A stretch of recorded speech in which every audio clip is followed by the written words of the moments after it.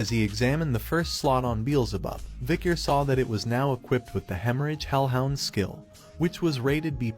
This skill allowed the sword to constantly pump out the blood of its opponent, even through the smallest of wounds. Bichir suddenly got an idea and went to the dead Cerberus's body, with Beelzebub starting its work. However, Bichir tried to stop it, saying that it couldn't devour all of it, as he wouldn't be able to explain it during the autopsy if it was too damaged. Bichir lightly tapped Beelzebub on his hand and said, "Enough." Beelzebub cried out in pain like a little child. Afterward, Beelzebub now had all 3 slots full: Burn Injury Cerberus A+ rank, Hemorrhage Hellhound B+ rank, and High-Speed Regeneration Norvegicus Sewer Rat F rank. Bichir was surprised to see the high-speed regeneration ability, and noticed a dead rat under the Cerberus. He realized that Beelzebub had consumed the sewer rat that was crushed underneath the Cerberus. Bichir thought it was a great achievement to have acquired the burn injury skill from the Cerberus, as thermalgia is one of the worst pains a human could experience. It would be much worse than the Hellhound's hemorrhage. Now that they were done preparing the monster to submit for the practical exam,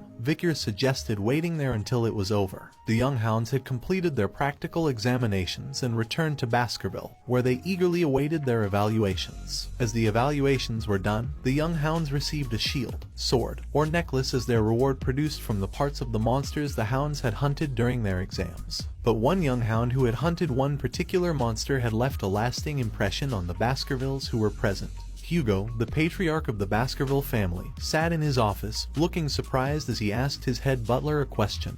"Who caught what?" The head butler responded, informing him that Master Bichir van Baskerville, an 8-year-old hound, had hunted the Cerberus and a plus-ranking monster who had accidentally crossed over to the restricted area during the practical exam. Hugo was surprised that Bichir hunted a high-ranking monster that even the family's guardian knights tended to avoid. The head butler went on to explain that the monster had been wounded by the barbarian tribe and that Master Bichir had applied poison to his wooden spear. But there was no further information on what kind of poison it was or how he obtained it. Hugo was intrigued, but the head butler could only report what was written in the hunting journal. He had planned to ask Master Bichir about it, but the young hound had returned to his dorm, stating that he was quite tired. Hugo was amused, remarking that the little brat was already so sly. He believed that information was power, and power was worth something. The head butler couldn't help but express his shock, saying that he was surprised that a hound named Van, rather than Lorelai, was so talented. Hugo responded, saying that he did not discriminate based on a hound's bloodline.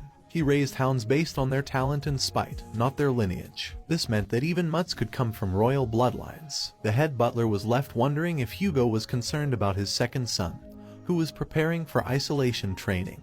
However, he didn't voice his thoughts aloud and simply apologized. Hugo dismissed his apology, but said that he needed a mood booster, and head butler responded by saying that he will summon Master Bichir. Bichir stood in front of Patriarch Hugo, looking composed and confident. Hugo asked him about his success in catching the Cerberus during his practical exam, and Bichir calmly replied that he had used chocolate on his wooden spear, as it was a lethal poison for canid monsters. This surprised Hugo, who then realized the reason why Bichir had asked for chocolate before the hunt. The head butler, who was present in the room, was taken aback by the lack of a proper greeting between the two, wondering if this was really a conversation between a father and son.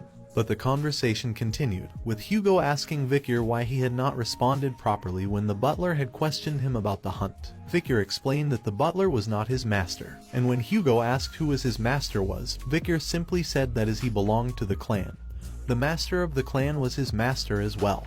Hugo smirked as he congratulated Bichir on his successful hunt, telling him that as a reward, the monster's corpse would be his alone to claim. And as the highest scorer, he had the privilege of making a wish. Bichir's eyes lit up at the opportunity, and he knew exactly what he wanted. With a determined expression, he spoke his wish aloud, requesting access to the 10,000 Epistle Library. 10,000 Epistle Library was one of the largest libraries in the Empire, located deep within the heart of the Baskerville Clan.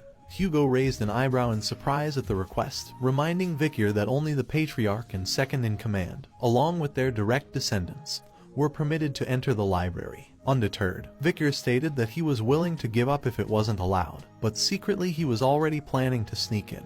To his surprise, however, Hugo granted him permission to enter the library. Bichir was shocked, but it didn't end there. Hugo instructed him to read the Baskerville 6th technique, which was located within the 6th restricted zone deep inside the library. Bichir was taken aback as he heard that Hugo was allowing a child with the Van middle name to read the Baskerville 6th technique. It was unheard of for an illegitimate child to be allowed to go beyond the 4th technique. However, Bichir tried to stay calm and rationalize the situation. After all, it was only the 6th technique. But despite this, Bichir remained determined. He knew that Hugo was currently at the Baskerville 7th technique, and before his regression Hugo was able to bear 9 fangs. But he hadn't forgotten about the discrimination he had faced as an illegitimate child, and he was determined to rise above Hugo's level. His goal was to obtain the greatest essence of Baskerville, the textbook of swordsmanship containing the teachings of the first patriarch who was able to subjugate the 7 great disasters. He knew that this book would be the key to his success, and Hugo will be the one to hand it over to him. As Hugo smiled faintly and wished Bichir good luck, Bichir bowed and thanked him. He knew that Hugo had no idea of the true value of the random book he was handing over, but that didn't matter to Bichir. He was confident that he would make the most of this opportunity and grow stronger beyond everyone's expectations.